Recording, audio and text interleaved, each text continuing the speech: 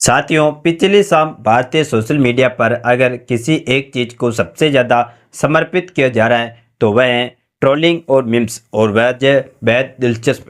दरअसल 2 महीने पहले जिस तरह से चीन की पीएलआई नेवी ने खुद को बेहद स्मार्ट समझते हुए भारत की एक गतिविधि को पापने की कोशिश की थी, ठीक उसी तरह इस बार भारत ने वही खेल दोबारा खेला। और इस बार चीन कहीं ज़्यादा तैयारी और ज़्यादा जहाज़ों के साथ मैदान में उतर आया। चीन को लगा कि इस बार जरूर कुछ बड़ा होने वाला है। इसी उम्मीद में उसने इंडियन ओशन में एक ही नहीं बल्कि 5 रिसर्च वेसल तैनात कर। इन जहाज़ों को बाहर से रिसर्च वेसल कहा जाता है, लेकिन असल में इनका काम कुछ और ही होता है। चीन को भरोसा था कि भारत कोई अहम मिसाइल टेस्ट करने वाला है और इस बार वह कोई मौका नहीं छोड़े। पिछली बार इस पूरे इलाके में अमेरिकी जहाज भी मौजूद थे, लेकिन इस बार अमेरिकियों ने साफ कह दिया कि उनके पास इस समय सिर्फ एक ही रिसर्च विसल है और वह उसे इधर उधर दौड़ाने के मूड में नहीं। उन्होंने अपना जहाज साउथ अफ्रीका के तट के पास खड़ा कर दिया और भारत को साफ संदेश दे दिया कि जो करना है कर लो, हमें फर्क नहीं पड़ा। लेकिन चीन इस बार बाज नहीं आया। हजारों मील की दूरी तय करके जगह जगह रिफ्यूलिंग करके मिलियंस ऑफ डॉलर्स खर्च करके पूरा दल बल लेकर उसके जहाज इंडियन ओशन पहुंच गए। उन्हें पूरा भरोसा था कि इस बार भारत जरूर टेस्ट करे और उन्हें जरूरी डाटा मिल जाएगा। और यहीं से कहानी ने मजेदार मोड़ ले लिया। भारत में जैसे ही नोटम इशू हुआ, सोशल मीडिया से लेकर डिफेंस एनालिस्ट तक सबकी नज़रें उसी पर टिक गई। पहले एक नोटम, फिर उसका एक्सटेंशन, फिर दूसरा एक्सटेंशन, और धीरे धीरे यह एरिया हजारों किलोमीटर तक फैलता चला। जैसा कि आप लोग अपनी स्क्रीन पर देख सकते हैं, अब तक 2025 में एक पैटर्न साफ दिखाई देने लगा। पहले नोटम आता है, फिर एक्सटेंशन 1, फिर एक्सटेंशन 2, और जब सबको लगता है कि अब तो टेस्ट पक्का है, तभी अचानक पूरा नोटम कैंसिल कर दिया जाता है। ठीक वैसे ही इस बार भी हुआ। चीन के जहाज़ों इतनी दूर से आए थे जो दिन रात समुद्र में सर्विलेंस कर, जिन्हें उम्मीद थी कि उन्हें भारत की सबसे अहम मिसाइल से जुड़ा डाटा मिलेगा।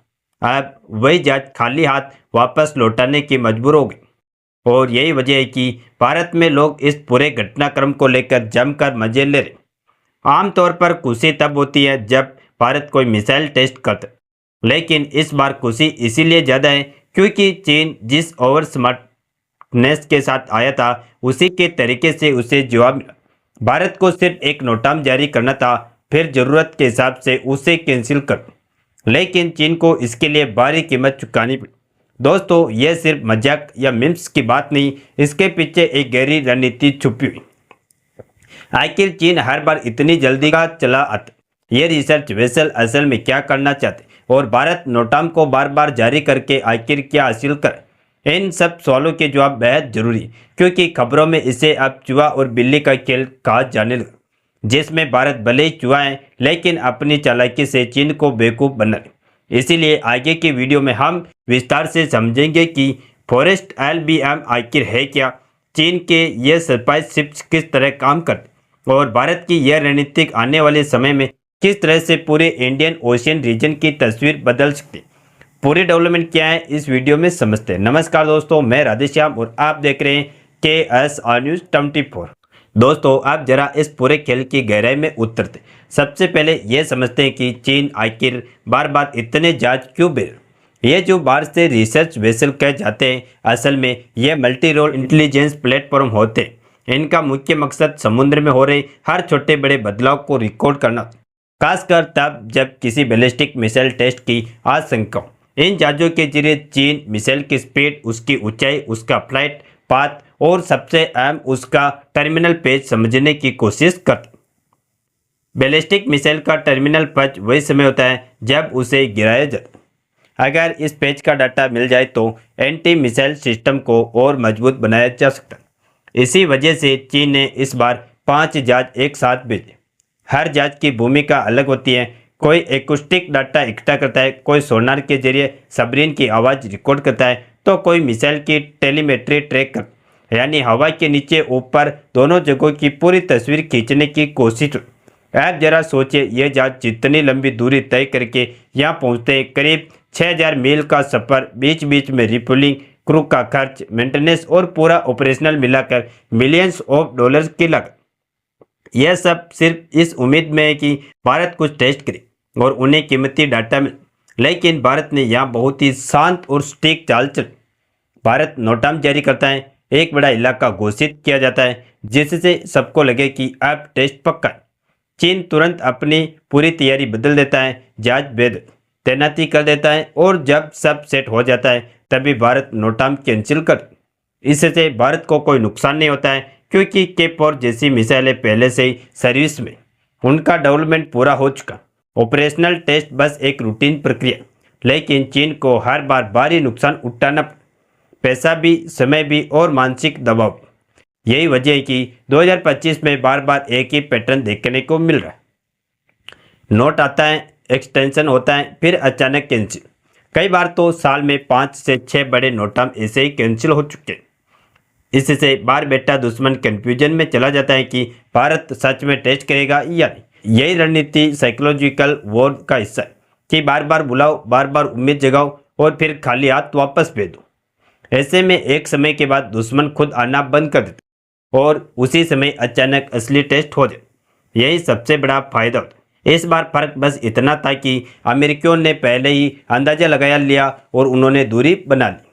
लेकिन दोस्तों, चीन अपनी आदत से मजबूर रहा और नतीजा वही हुआ जो भारत चाहता था। अब सवाल उठता है कि आखिर के-4 SLBM में ऐसा क्या है जो चीन को इतना बेचैन कर दे। यही सबसे अहम बात है और इसी की बात अब हम आपको बताएं। तो चलिए दोस्तों, अब बात करते हैं उस हथियार की जिसकी वजह से चीन हर बार बेचैन होकर इंडियन ओशन तक भागा चला आता है।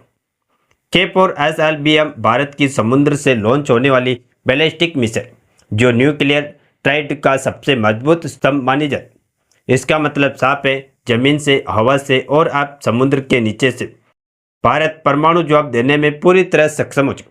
के-4 की घोषित रेंज करीब 3000 किलोमीटर तक बताई जाती। हालांकि कई रिपोर्ट्स ये भी इशारा करती हैं कि इसकी वास्तविक क्षमता इससे ज़्यादा हो सकती है। यह मिसाइल सीधे परमाणु पनडुब्बी से लॉन्च होती है, यानी दुश्मन को यह पता ही नहीं चलता कि हमला कहां से आने वाला है। और यही बात चीन को सबसे ज़्यादा डर है। भारत की अरिहंत क्लास पनडुब्बियां अब इस मिसाइल को कैरी करने में सक्षम। एक पनडुब्बी एक साथ कई के-4 मिसाइल तैनात की जा सकती। इसका मतलब ये हुआ कि भारत अगर समुद्र में अपनी पनडुब्बी तैनात कर देता है तो चीन के बड़े हिस्से उसकी रेंज में आ जाए और दुश्मन के पास बचाव के विकल्प बेहद सीमित रह जाए। यही वजह है कि चीन हर बार इन टेस्ट को समझना चाहता है। वो जानना चाहता है कि मिसाइल किस ऊंचाई तक जाती, किस एंगल पर री एंट्री करती है, टर्मिनल पेज में उसका व्यवहार कैसे, ताकि भविष्य में अपनी एंट्री मिसाइल सिस्टम को भारत के खिलाफ तैयार किया जा सके। लेकिन भारत ने यहाँ बहुत चालाकी से खेल पलट दिया क्योंकि के-4 पहले ही सर्विस में, उसका डेवलपमेंट पूरा हो चुका है।